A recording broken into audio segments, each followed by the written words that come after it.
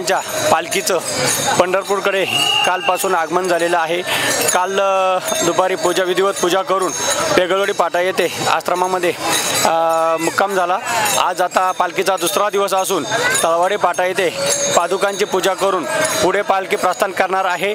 मी आमच्या तळवाडी ग्रामस्थांच्या वतीनं, राष्ट्रवादी काँग्रेस जिल्हा चिटणीस अजित पवार गट यांच्या वतीनं, माननीय आमदार हिरामनदादा खोसकर व संपतनाना सकाळे यांच्या वतीनं मी आलेल्या सर्व